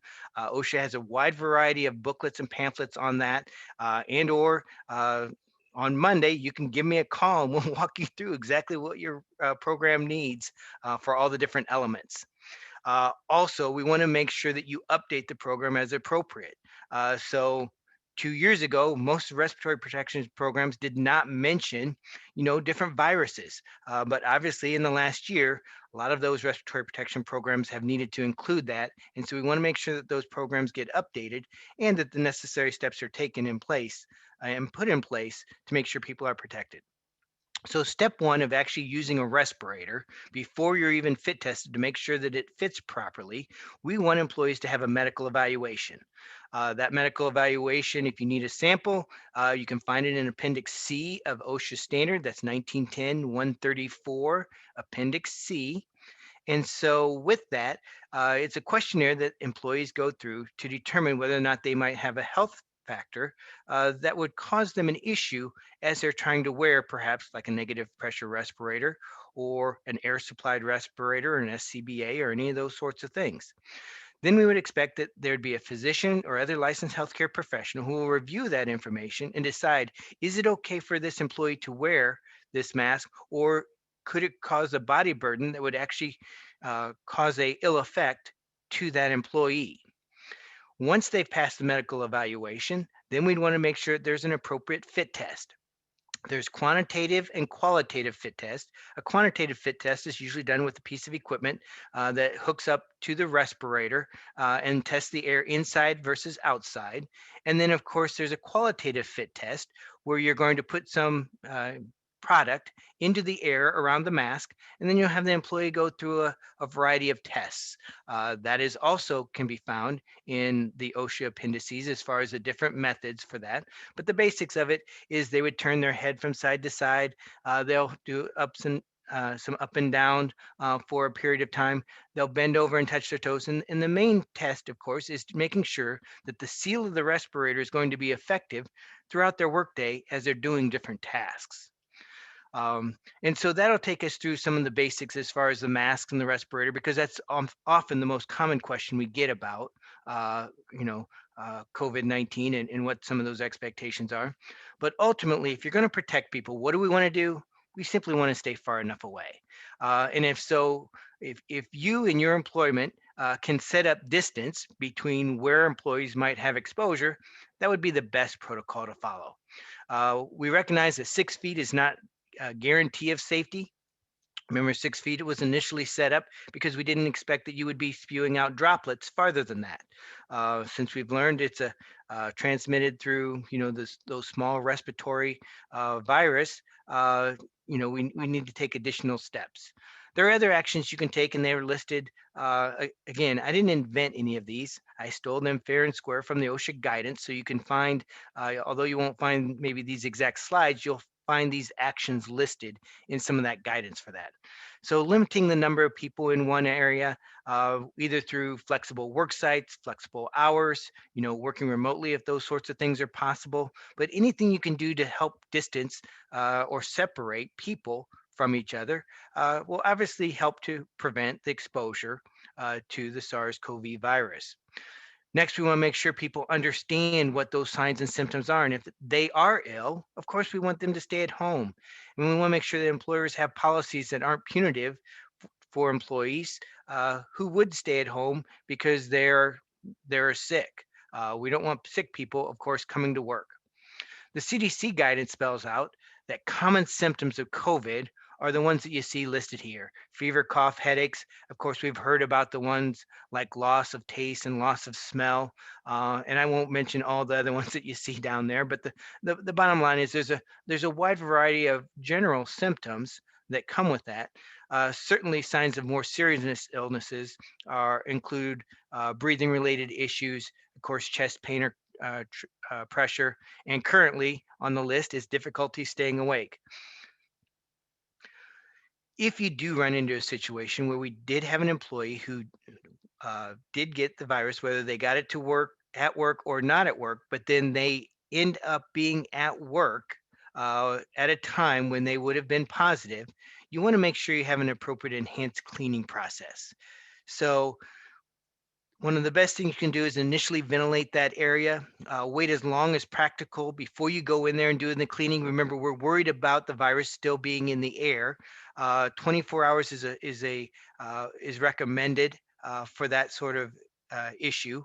Then you want to disinfect the work area or equipment that infected person had contact with. The product that you want to use is a product listed on the EPA registered list called List N. N as in Nancy. And when you go to their website, you can actually put in the EPA registration number for your product, and it'll come up with the active ingredient for that product, how long it needs to stay wet to effectively kill the coronavirus. And that's an important thing for your employees to know, or the person who is doing the cleaning, is that this needs to stay wet for this period of time so it can actually activate and harm the virus in an appropriate mechanism. So obviously, as this became a new process for a lot of different employers, we want to make sure that any employee who's using a new chemical is trained and understands the hazards of those chemicals. So cleaning chemicals, often on that list that may be used more frequently than you would use them at home, need to be on your hazardous chemical list. You want to make sure that they're appropriately labeled with chemical identity and any hazards associated with that product. You want to make sure you've obtained a new safety data sheet for that product. And then, of course, train your employees on that particular chemical and any physical or health hazards that may be associated with that. Next, the agency does expect that if there is a work-related illness from coronavirus that involves days away from work, or other things that would be considered medical treatment, that it does get put on the OSHA 300 log. The agency has put out a specific guide on record keeping related to the coronavirus. And some of my favorite languages cannot be readily reduced to a simple formula, but they gave a variety of examples. So if there was no other explanation and an employee is having close contact with the general public all day, well, then we lean towards that, hey, it was more than likely that the person picked up coronavirus at work, as opposed to there is no regular job duties that have frequent close contact to the general public. It's certainly ongoing transmission, but there was no other explanation. For example, nobody at their house got it. They were the first one for those sorts of things. We just don't have good evidence. They did at the end of the document spell out, if after a reasonable and good faith investigation, and that's what we would expect, that you would actually investigate it just like you would, any other serious injury or illness, the evidence doesn't show clearly either way, and there's just no evidence that the workplace played a causal role in that particular COVID-19, then the employer does not need to put that COVID-19 event on their OSHA 300 log. And again, that can be found in the policy related to that. OSHA has a variety of enforcement discretion that they've initially used. For example, we noted in healthcare to minimize perhaps the amount of N95s that could be wasted. The annual fit testing requirement for the N95 during the COVID-19 outbreak would be let go of as far as some of those requirements. But the agency does have a variety of enforcement discretion guidance documents that are available on the OSHA website. Right on the first page you can click on the coronavirus section and it'll take you right to that. Obviously, there's been some discussion of an emergency temporary standard. I don't have any current information on that. As soon as it is available, I'm certain it'll be on the OSHA website at www.osha.gov. If you want to stay up to date, one of the best ways to do that is to sign up for the biweekly newsletter called Quick Takes. That's something that you'll have to go onto the OSHA website to sign up for. But on the 1st and 15th of the month, we send out a little newsletter that will certainly have any changes, any updates to standards, things like that, and that comes out all year long. So I only had a short period of time and I wanted to try to get through some of the basics, and I'll gladly participate and help answer questions as we go forward. This is my OSHA email address, and that's my office phone number. So if anybody does have a question that they didn't want to ask in front of the group, by all means, give me a call and I'll gladly answer anything I can for anybody. And again, thank you very much for the opportunity. And if there's anything we can do to help, let us know. Thank you, Brian, for your update and great presentation. As we start to answer questions, we're going to put up our final poll. So please take a few moments there to complete that. We're also going to welcome back Jess McClure to facilitate our panel Q&A. Remember to drop those questions in the chat box and the presenters will stay on and we will unmute mics. As we begin to take a few questions for Brian, and before we turn the rest of the session over to Jess, I want to thank you all for the opportunity today to moderate today's sessions and introduce these great presentations and presenters. And I wish everyone a great holiday weekend.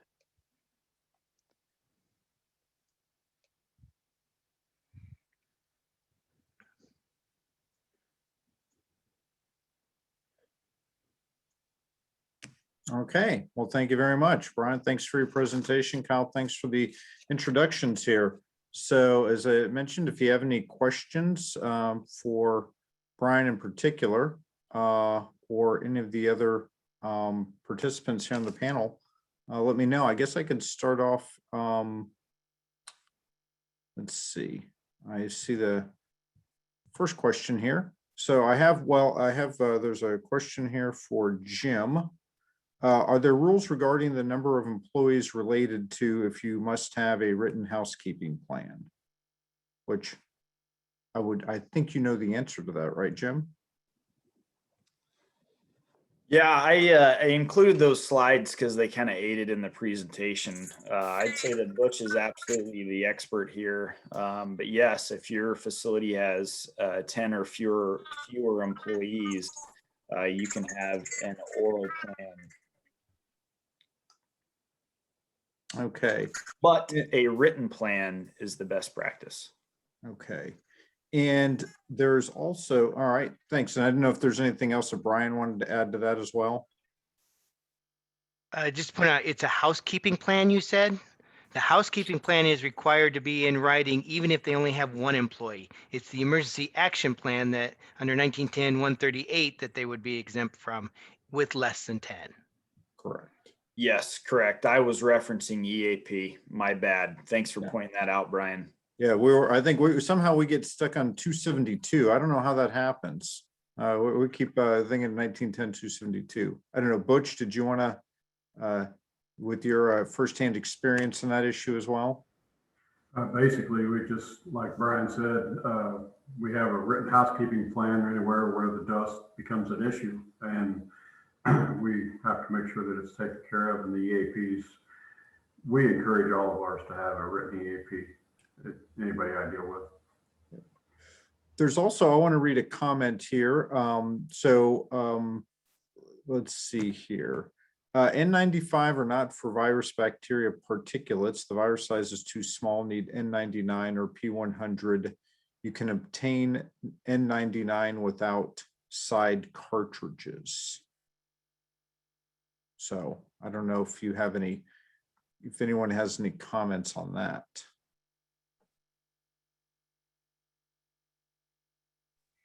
In case I'm supposed to, the filter media of an N95 actually is not, based on the particle size. It still should be effective for viruses. Remember the virus is carrying on droplets and or other products. And the expectation is that it is going to be caught with an N95. Okay. Let's see. There's also, Brian, I had a question for you too, and I know, and I think part of it was just a clarification, and I think it might be good for the audience as well, between the as far when the national emphasis program and you have the primary industries that you highlighted, but there's also secondary, correct? And I know that there's within the feed manufacturing. Within that code, there's the oil seed and processing facilities, flour milling that are part of the secondary. So how does that work? What's the difference then between the primary codes that you highlighted and those secondary as far as the programmed inspections go? Obviously, we're going to work off our primary list first. Give you an idea, in the Central Illinois area, we have over 1,000 companies that are on that primary list. It will take us plenty of time to get through those before we would expect to spend any amount of time really on some of those secondary lists. Other offices may be different, but the bottom line is you certainly want to have a good program in place and good process in place, because we would still, of course, do a complaint inspection related to exposure to COVID-19 if those are occurring in any particular workplace. Gotcha. All right, thank you. There's also as far as the COVID-19 relief funds, I know that there's been money over $100 million was appropriated to OSHA as part of the COVID-19 bill relief funds. Part of that's for the Susan Harwood training grant, part of that's for standards. But as far as enforcement goes with the National Emphasis Program, is it possible that some of the funds could be used for that as well? We need somebody much more important than me to be answering that question. I honestly don't know. Gotcha. Well, we can move it up the chain, but I thought that'd be good for questions about that as far as the funding, how it comes down to the area office level. As you said, it may take a little time, right? I would expect yes. Gotcha. Okay. Question. I guess this would be a question for Jim and for Butch and for Casper. As far as the volunteer fire department programs. So when we talk, I'm sorry. Well, let's see.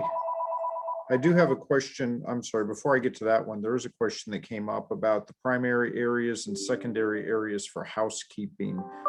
So Jim, this is for you. And obviously Butch can jump in as well.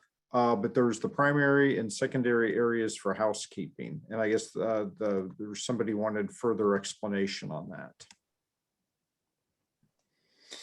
Yes, your primary areas, like the slide said, within 35 feet of an inside leg. And so any internal conveying machinery would be primary housekeeping areas.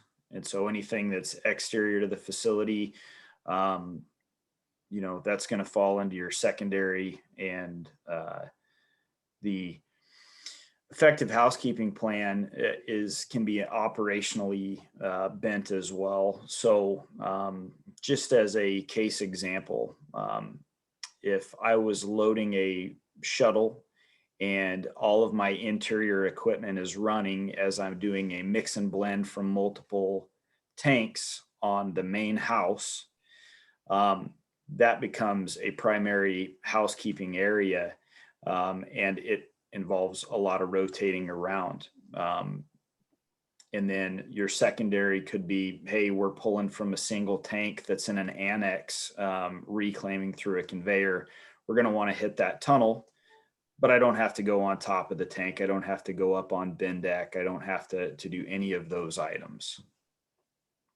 Unless someone has a little bit more to expand on there, I think that kind of covers it.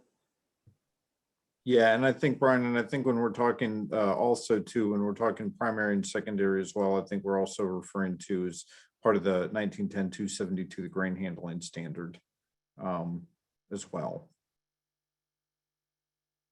Yeah.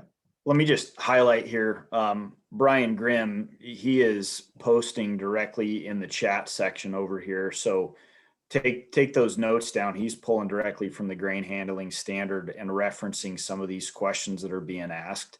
So if you want, this is what OSHA says, it's on the right there. Yeah. Okay. Right. Well, I was going to have and Brian, thanks for that. And there's also, I think that there's a lot of different, when we're looking here on the chat, there's been a lot of references to the OSHA consultation program. A lot of the participants here in today's discussion are part of that. And so I think that's very good as far as the consultation program goes. It varies from state to state and who hosts and who sponsors that program. But there's, I think that's obviously many of our members have participated in that program. And so that's obviously, you can find that information on the OSHA webpage. I go to osha.gov and consultation, and you can find within the particular area that you're located in who handles that. You can contact them and set up a visit to your particular facility. And obviously, for a lot of the issues that we've addressed here too during the stand-up week, that's a good starting point for topics like that. So before there was the question that came up from Jim on the housekeeping. I was going to I had a question for Casper, Butch, and Jim, and I think it kind of gets back to what Casper's talking about in the volunteer fire departments. right? And I think then it kind of ties into, you know, the firefighting manual that we're going to be finalizing and putting out too, and how, you know, how you're working. Like, for example, Jim, when you were within the industry before you came to NGFA, you worked with the volunteer fire departments. Butch, you worked with the departments, and it'd be kind of good to get your perspective on the departments that you've worked with, and, you know, when you have to, as far as what they're doing to preparing to work with a local facility, you know, having to deal with the emergency action plans or or addressing fire and explosion hazards as well. So I guess we could turn it over to Butch and first, and then Jim, and go to Casper on that. From a firefighter standpoint, in my previous life when I was a fire chief, one of the things we did, we made it a point, if the elevator didn't contact us, we would reach out to them and visit those locations. With that being said, we'd always ask about their emergency action plans, if they would share it with us, and as a general rule, they would. They were very openly aware that, you know, we needed to be safe as well as their employees. So that was always a good thing. Now they have a lot of communication now. Like my locations we require our locations to reach out to their fire service with the minimum each day, or each year rather, not each day, to get somebody to come on site and visit our locations. And I generally try to go and visit with them, just simply because of the fact that I use it for a training opportunity for our management to be as a liaison, if you will, between the fire service. With me having experience on both sides of that, it's pretty, but I can't always be there. So that makes it very effective for them to be able to have that communication with the fire service, whether it's a volunteer or a paid fire service, and the EMS. And we also encourage to try to get the sheriff's office or the police department there as well. Right. Okay, Jim, I don't know if you wanted to add to that. Yeah, I don't want to just piggyback onto what Butch said, but he's spot on. My experience is, you know, we'd have hot dogs and hamburgers at the grain elevator on a Saturday, and we'd bring in employees that were had specific tasks listed on our emergency action plan. And those employees, you know, let's say they're getting paid to be there, so it's a little bit of overtime. We get an opportunity to meet all the firefighters, and we'd provided our EAP, we'd provided the diagrams to the facility, and we would coordinate an event. You know, we'd stack a mannequin or, you know, one of their training dummies on top of the elevator.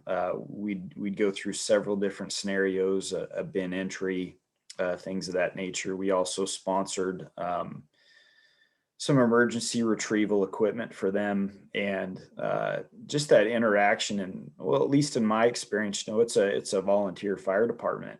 And so, I mean, we're in a small country. It's probably much different than in a city. But those people there, you know, I had workers that were on the volunteer fire department. So it worked out for us to have that coordination on the front time, and that facility walkthrough. They knew every corner of the facility, and I feel like that's just really important. And they'd gone through multiple scenarios through my time with that company. So I just think that level of transparency with them about your facility, the hazards that you have, the employees that you have, what their roles are, and the staging of items, and who's going to take control when they get on site. That's a good first step. And then secondly, you know, talk with the sheriff, see if the sheriff wants to be involved, see who's your most likely EMT responder going to be, you know, which hospital, you know, where's it going to be coming from, and have all those folks come in if they can. Leads to not seamless, but a more coordinated approach. Great, thanks. And Casper, we'll hand it over here to Casper for his thoughts on that, and then we're going to open up the mic here for any Q&A here from the participants. Oh, I'm having a connection issue there.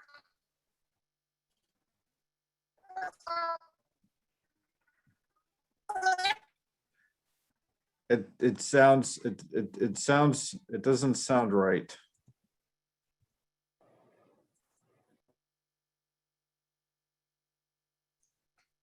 How's that? Much better. Okay. I'll try not to repeat anything that Jim and Butch. I was a volunteer firefighter in college, and you know, and we learned a lot. We were a rural outfit, and one of the things that I'll highlight is that for a long time in rural communities, the local firefighters were farmers. They were associated with ag. The number of farmers is less, and the number of volunteer firefighters less. So the amount of overlap is less. And so that means that we're coming across education gaps, knowledge gaps. So your fire department may not be as aggy as it used to be. And so making this connection is probably more critical than ever. And ag has changed. So even if you've got some guys in the department, they haven't seen everything. And the hot dogs and brats, firefighter farmer breakfasts, using rescue as kind of a sexy, like, let's do a rescue operation. That's a great time to do the less exciting things like planning and prevention messages. So I think using those things together is really smart. The other group that I would try to keep in mind is, Jim mentioned hospitals. Most hospitals, especially if they're a trauma center, will have an injury preventionist. Injury preventionists are tasked with funding and supporting programs like this, like preventing incidents. So you could probably get your hospital directly involved. Never forget the media. They usually like to cover rescue training events on farms. And then don't forget the insurance companies. Farms and fire departments tend to get grouped together in high-risk categories for insurance. And then the insurance companies will divvy those up so that they're fairly being at risk in terms of paying those out. And so the insurance companies gain when both fire departments and farmers are safer. Ask them to buy the lunch. Ask them to slap their name on it. And so I think you can look at multiple groups and bring them together for these kinds of events. And yeah, so I just think it's a really good combo, just helping each other out before something happens. Great. Well, thanks. Those are great points y'all brought up.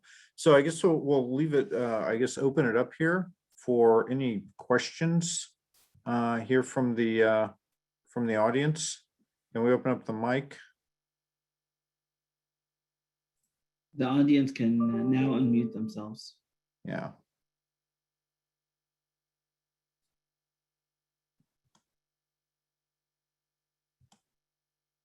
Well, I don't know if that's a good sign. Did we answer every single question the audience had with all the presentations, or is it just because it's Friday?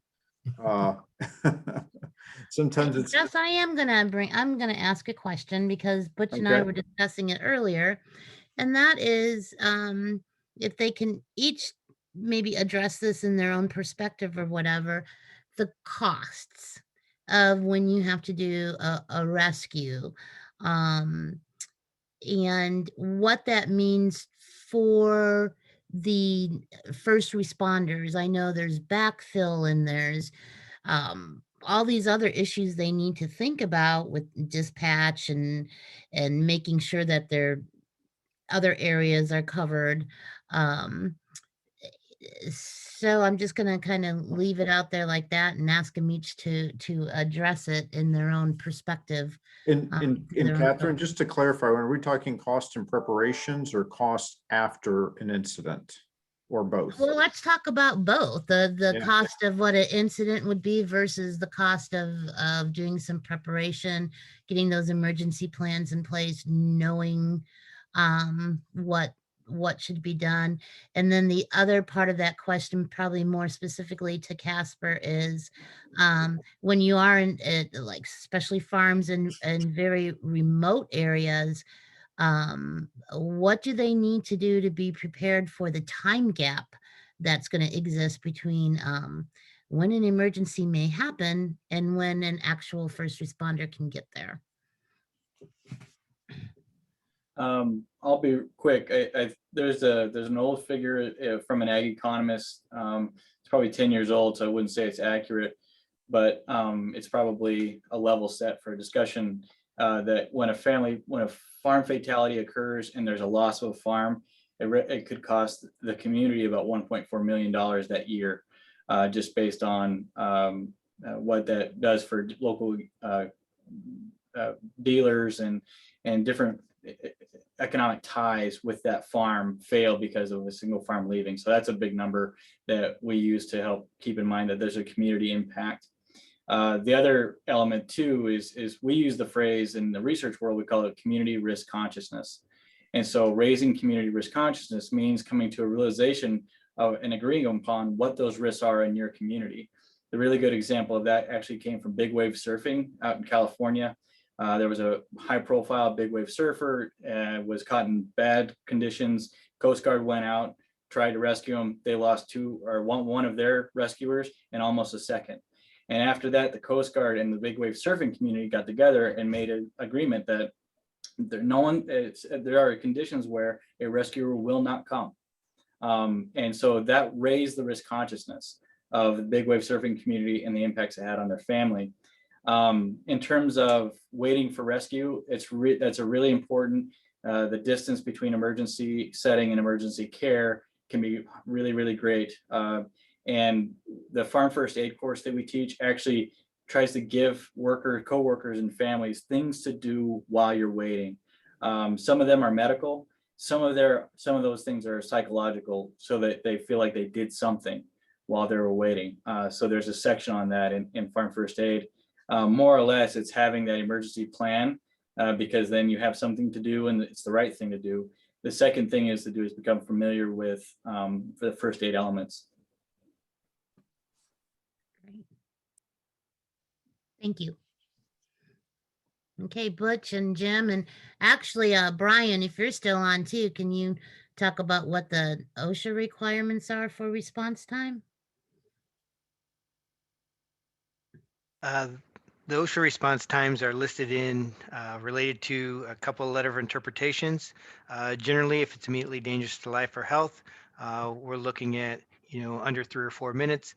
And if it's a general response where an employee could suffer an injury but not need a life-saving, it goes up to 15 minutes. Okay, great, thank you. I would say from our perspective as a fire service, there's some fire services out there that actually bill, and I'm not familiar with how that billing is being done these days, but back when I was a fire chief, that was quite a way back. And back then we could charge up to like $500 an hour for each pumper and each truck that was on scene. And there's, $35 to $40 an hour for each firefighter on scene.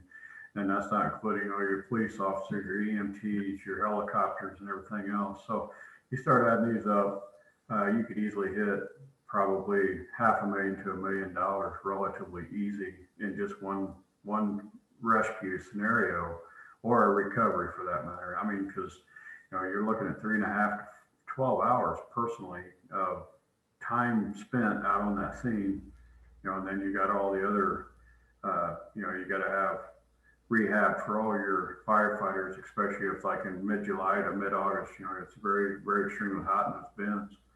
So it could easily get up to $500,000 to $1 million per event. And then on top of that, I mean, even if it's a rescue, and then on top of that, you have the after effects, as others were talking about, the amount of the farm and if that's lost, and of course devastation to the family. I guess, Jim, we can wrap it up with Jim, and then we'll have to close it out. And we could invite everyone to stay on to it'll be open mic with the presenters here after Jim chips in here.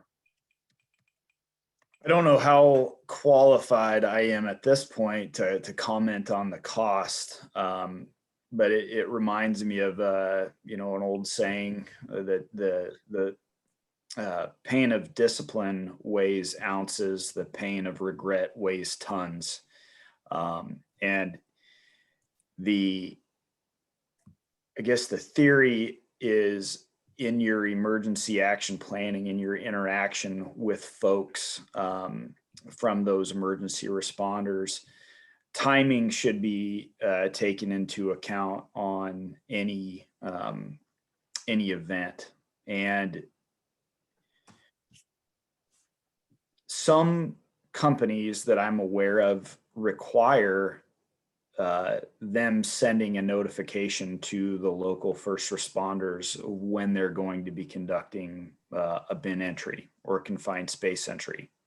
And so they notify the local rural fire department that we're going to be doing this from, 8 in the morning until 11:30 morning. And so they're aware of what's going on, and it kind of puts their mind into a frame of, hey, this is what we'd need, and this is a response time if necessary.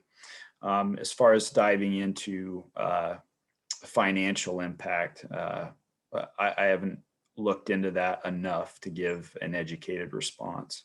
So Jim, just like there's the question here. So if you're outside the 15 minutes, you need a dedicated response team. Is that based on what Brian was saying? And obviously, I think we know in rural areas that's pretty tough, right? Yeah, to have a response team within 15 minutes, right? Casper and Butch, I think you all would know firsthand about that as well. Yeah, I've seen companies stand up their own dedicated recovery assets based upon where they're at geographically. Yeah.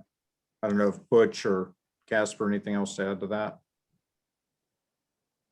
Yeah, 15 minutes is tough. I mean, and how that 15 minutes gets judged can vary, because it could be your local station versus, a helicopter. But I think the idea of, and this is where two industries could really help each other. This is where ag and fire and EMS could do more for each other by recruiting more volunteer firefighters, and then increasing the density, and therefore the response times get minimized. That's where two industries could work together. That as well. With the response times, I mean, a volunteer fire service, for you on the scene, 15 minutes is going to be forever. 4 minutes is forever. And, from our perspective, when we're responding, we're trying to push to get there, but it's just, like for me, for example, I have to drive 4 miles to get to the firehouse, and then I got to get my gear and then get on the truck and go. So, you're easily going to see those times stretch out there. And, in our previous life, we assembled our rescue team due to that simple fact. We had our crew that was running around to different places in the United States. And there was one location that really pushed us to get this done. The closest rescue team that could handle something like that was 70 minutes or 70 miles away. So, I mean, so that's something that we had to make sure that we address for our own crews. Well, great. The other element to consider too is lone worker circumstances. So you may have jobs and tasks on an operation where a person is alone for long periods of time. And so if they were injured, that would add to the wait time, because there'd be a period of not knowing and then discovery. And so lone worker standards, and there's apps, there's check-in apps. So if you have a lone worker task that, if you don't check in on that app, it notifies the next person. And so there's lone worker policies that I think are really, really good ideas there to reduce the amount of time to discovery of incident. Great. All right. Well, thank you. I think this was a very good discussion.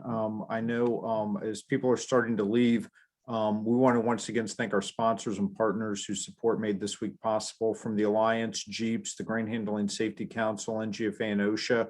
We want to thank everyone for attending and participating in today's polls. We also want to remind everybody as well that you can go to the www.standup4grainsafety.org to recognize your participation in the Stand Up for Grain Safety Week and receive your certificate. In addition, as Catherine posted, all of this information, all of these recordings, these training sessions are going to be posted on the Stand Up page early next week, so you can go back find that information for those particular items. And we want to thank everyone again for participating. This ends our final learning session. However, if you want to stay on for the next few minutes to speak directly here with the speakers, feel free to do so. So I have, wait, there's a question here. I'm sorry, I guess Casper, there's the lone worker app. What is the, can you tell us more about the lone worker app? There's actually more than one. So what I would do is go through the one. I would use any of them that follow any lone worker policy. And so if they're built for industry and they've been built on something, there's one called GeoPro, and there's another one. And so I would just do your homework because there's lots of free versions, and then there's ones that are free for a time trial. But the fact is they exist, and so look into them. So without endorsing any one app. Sure, great. Okay, well, thanks, appreciate that. And so obviously you can hear it was our Stand Up for Grant Safety Week partners. And once again, thanks everyone for joining this session. Thank you to all the speakers for the time in putting together your material and delivering it. And good questions here from the group. So with that, I'll close out, but we'll leave it open here. And if anyone wants to stay on and speak directly to the presenters for just a few minutes.